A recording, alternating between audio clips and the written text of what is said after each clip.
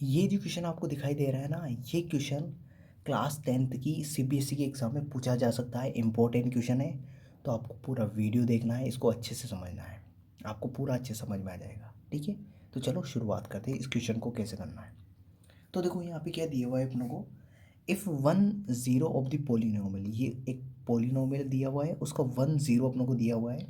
ठीक है, if 1 0 of the polynomial ये is reciprocal of the other, then the value of k. तो के की वैल्यू अपनों को फाइंड करनी है। अब देखो कुछ नहीं करना है, सिंपल सा क्वेश्चन है। देखो क्या अपनों को पोलिनोमियल दे रखा है,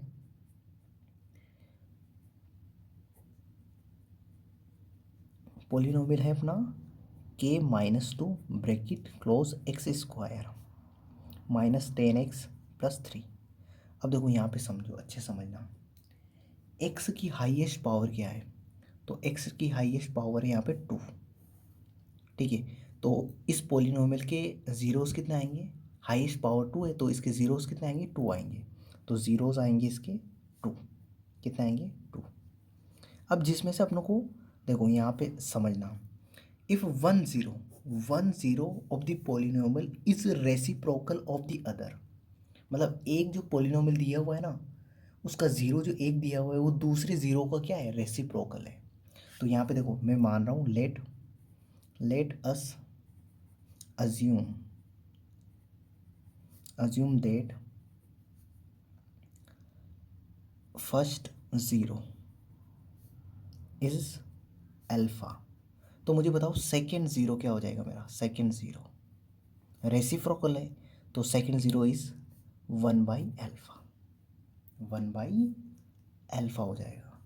देखो let us assume that first zero is alpha, तो सेकेंड ज़ीरो क्या हो जाएगा अपना 1/α। देखो रेसिप्रोकल दिया हुआ है, 1 0 of the polynomial is reciprocal of the other, दूसरे का क्या है वो उल्टा है। रेसिप्रोकल का मतलब क्या होता है, उल्टा। ठीक है, अब देखो मैंने कुछ नहीं किया, दोनों को मैं मल्टीप्लाई कर रहा हूँ, तो देखो यहाँ पे देख रहा हूँ मैं क्या कर रहा हूँ, प्रोडक्ट ऑफ ज़ीरोज़। तो प्रोडक्ट ऑफ ज़ीरो, ठीक है, तो प्रोडक्ट ऑफ ज़ीरो होता है अपना C/A। प्रोडक्ट ऑफ ज़ीरो क्या होता है अपना C/A। तो देखो दोनों का प्रोडक्ट कर रहा हूँ ज़ीरोज़ का, तो देखो यहाँ पे समझना है इसको। तो देखो, तो अल्फ़ा मल्टीप्लाई 1/α, दोनों ज़ीरोज़ का मैंने क्या कर दिया, प्रोडक्ट कर दिया, तो ये क्या होता है C/A। अब देखो मुझे पोलिनोमियल दे रखा है अपने को ये। अब जो ध्यान रखना, जो x² की जो आगे वैल्यू होती है, या x² का जो कोफिशिएंट होता है वो a की वैल्यू होती है। ये क्या होती है, a की वैल्यू। जो x का कोफिशिएंट होता है, देखो x² का जो कोफिशिएंट होता है विद साइन, वो a की वैल्यू होती है, ये पूरी a की वैल्यू है। और जो x का कोफिशिएंट होता है वो b की वैल्यू होती है, और जो बिना x वाला होता है वो होती है c की वैल्यू। ये ध्यान रखना है आपको, ध्यान रखना, x² का कोफिशिएंट जो होता है ना वो a की वैल्यू होती है, जो x का कोफिशिएंट होता है वो b की वैल्यू होती है, और जो बिना x वाला होता है वो c की वैल्यू होती है, कांस्टेंट है ना।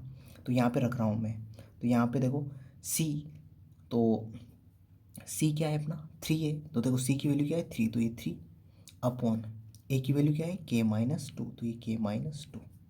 अब देखो यहाँ कुछ नहीं है तो 1, अब अल्फ़ा को 1 से मल्टीप्लाई करेंगे तो अल्फ़ा, और नीचे भी क्या आ जाएगा अपना, अल्फ़ा को 1 से करेंगे तो alpha equals to 3/k-2।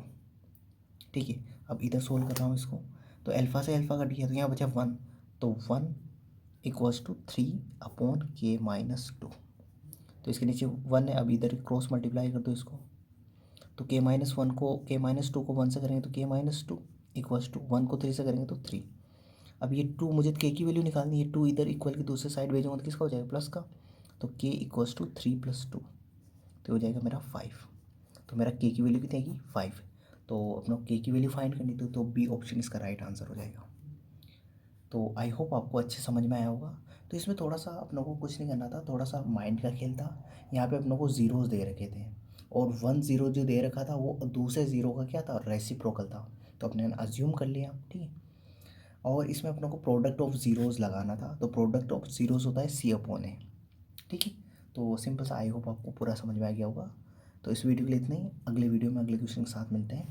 Thank you, bye.